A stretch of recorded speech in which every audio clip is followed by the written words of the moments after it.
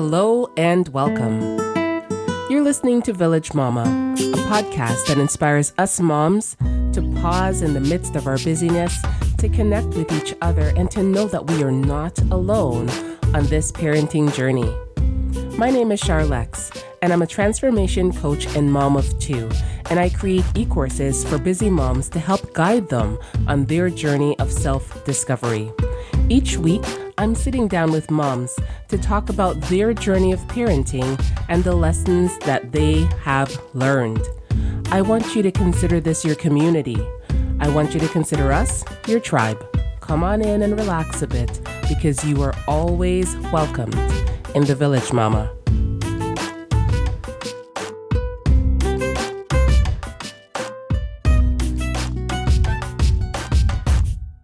Hey mamas, I hope that you're all doing well. Today we're here to talk a little bit about the Enneagram. And so you might be wondering, what is the Enneagram? Well, it's an ancient personality growth tool, and it's a growth tool for self-awareness and personal discovery. And it really helps us to observe ourselves a little bit more clearly and honestly. And it shows us 9 different strategies that we use to relate to ourselves, to others, and to the world. So why is this helpful? Well, it's said that as young children, to protect ourselves from hurts and losses and pain and rejection, or to just cope or feel safe, we instinctively put on a mask called personality over our authentic self. But as we grow older, our personality can become so fused to us that we can't even see our true essence. And then this becomes a limitation to us. Now, it's often difficult to know where to begin to rediscover and to find our authentic selves. But that's where resources like the Enneagram comes in really handy. So who is this for? I would say that this is for parents who are interested in taking a really honest look about how they're showing up as they're parenting their kids.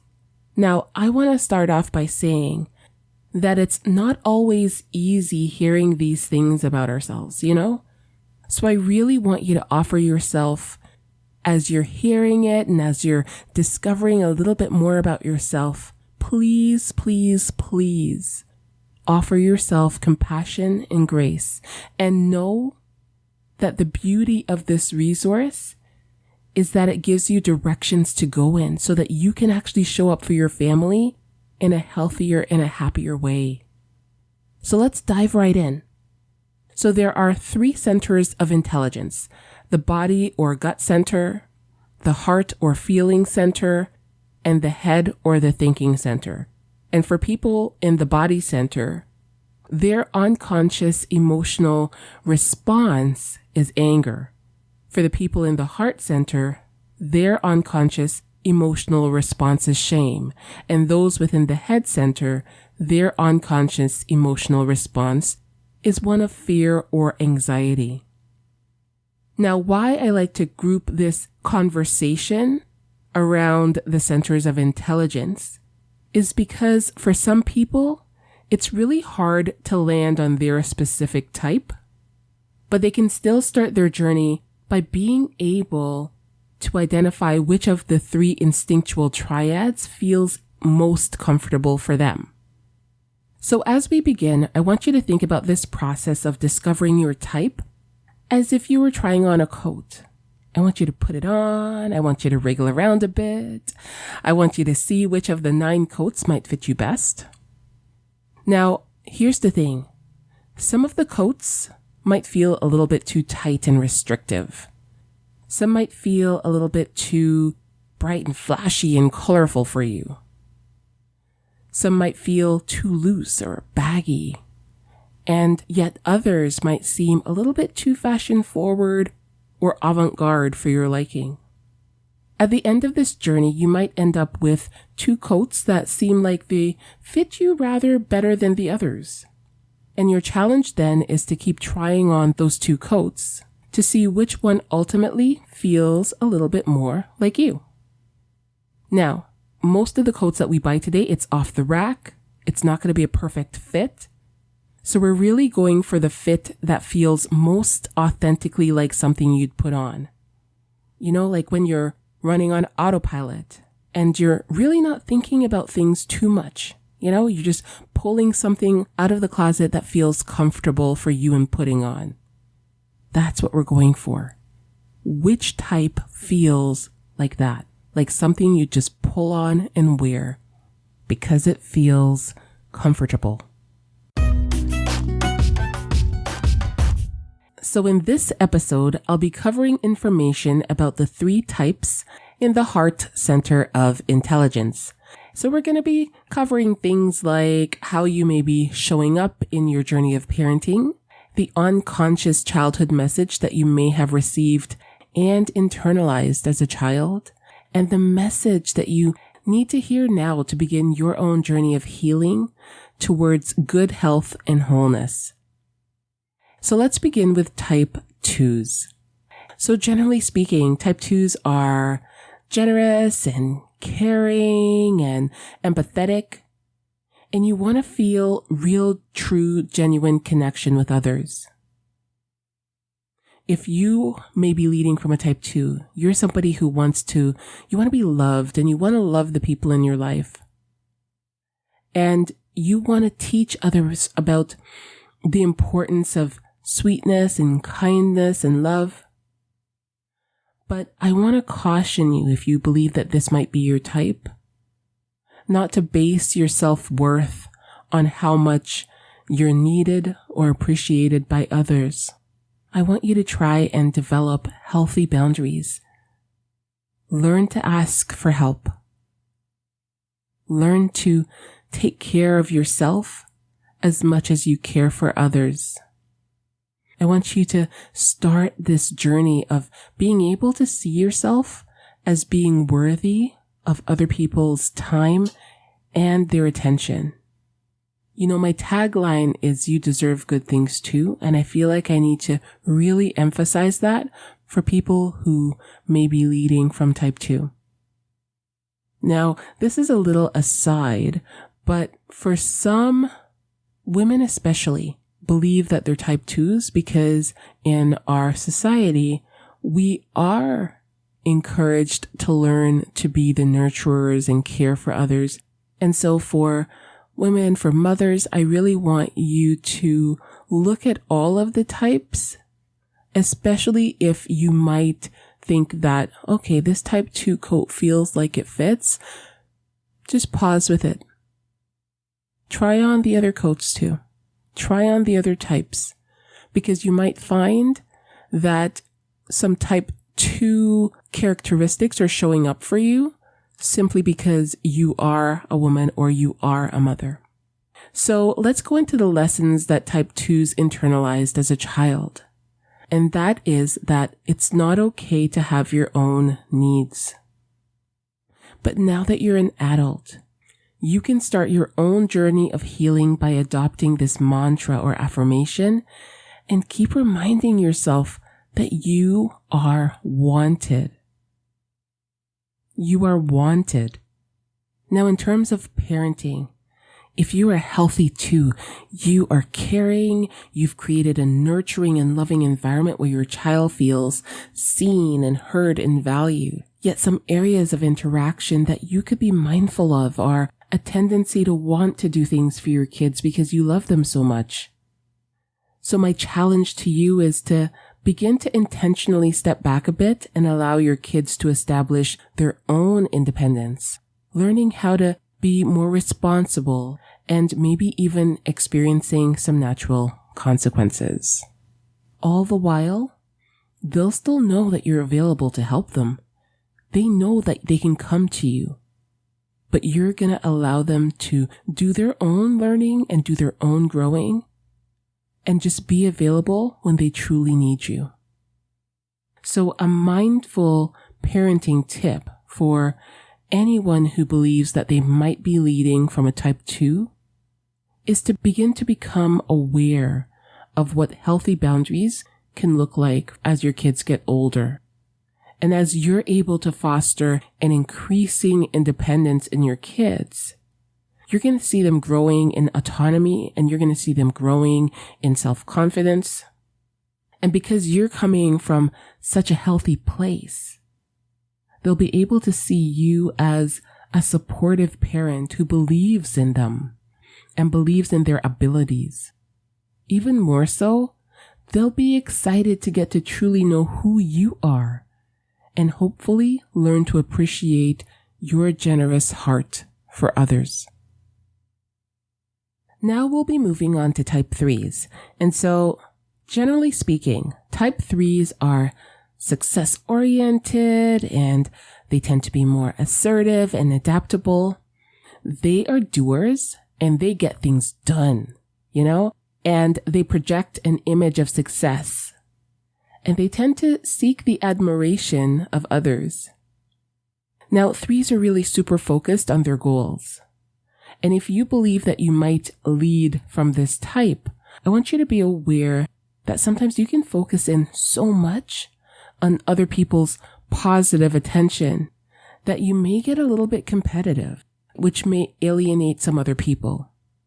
So I really want you to try and help others to shine too.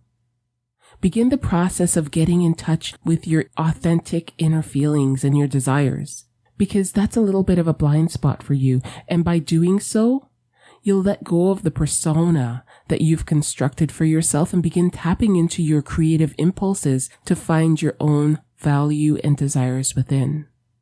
Now, the lesson that type 3s internalized as a child is that it's not okay to have your own feelings and identity. But now that you're an adult, you can start your own journey of healing by adopting the mantra or affirmation and keep reminding yourself that you are loved for yourself. Now, in terms of parenting, when you are healthy, you work hard at building a relationship with your kids.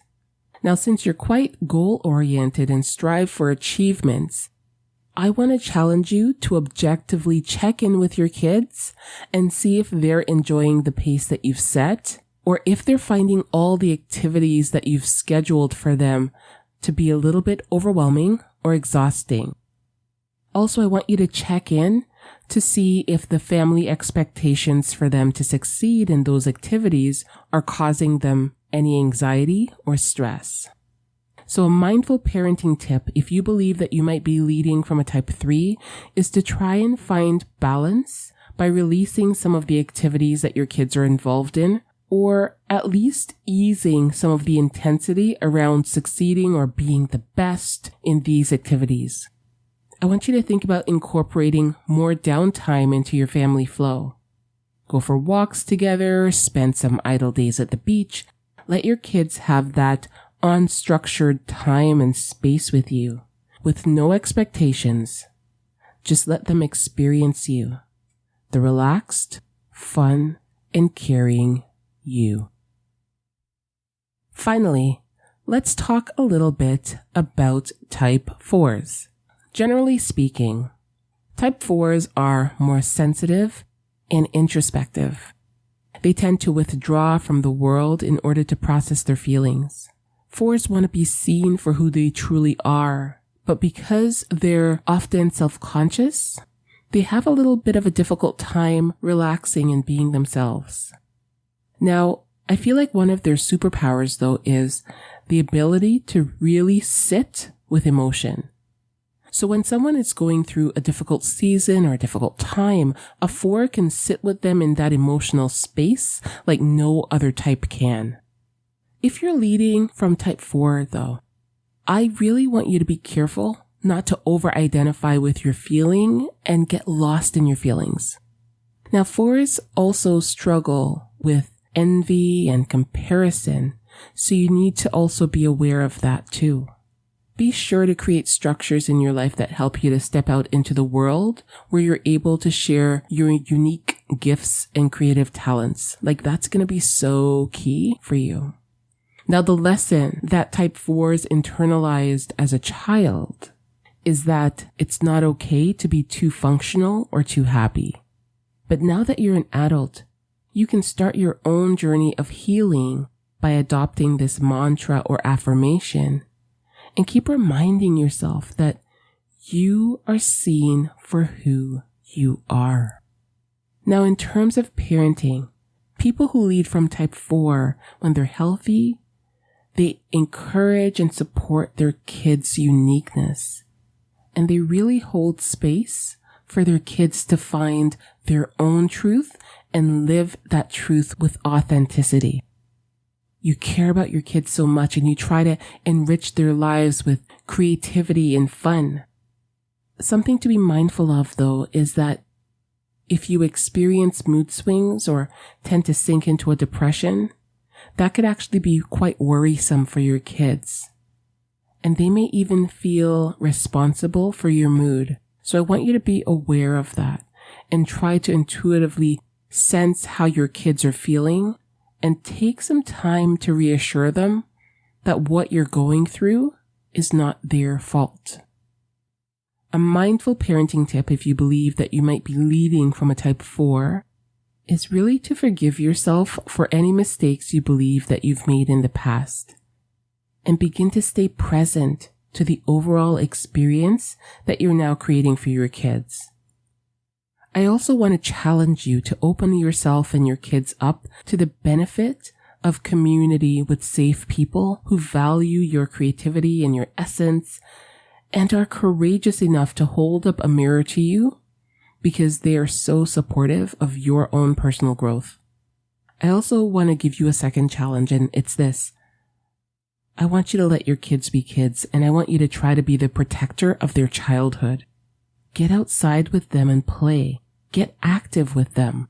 I want you to listen to their laughter, and I want you to really practice gratitude and being grateful for the opportunity to see them experiencing lightheartedness and joy. Well, this has been a quick look at the 3 types within the Heart Center: Type 2s, Type 3s, and Type 4s. Now, I'm going to keep saying this next bit throughout the 3-part series so it lands home for you. Now, these type descriptions are not meant to try and place you in a box, but instead, they're actually here to help you discover the place that you're leading from when you are running on autopilot. So here's the thing. Parenting is not easy, but understanding ourselves, seeing how we're showing up to our family in a clear way is so important to making shifts that can be instrumental in the overall health and well-being of our entire family unit. This is important personal growth work that we are privileged to do on our own roads of self-discovery and transformation. And I'm so happy for you to be taking this very significant step. You've now reached the end of another episode of Village Mama. If you're enjoying it, I would love for you to subscribe so you don't miss any episodes, and also give it a 5-star review on iTunes. It's very much appreciated, thank you. So until next time, keep treating yourself and others with compassion and grace. Take care.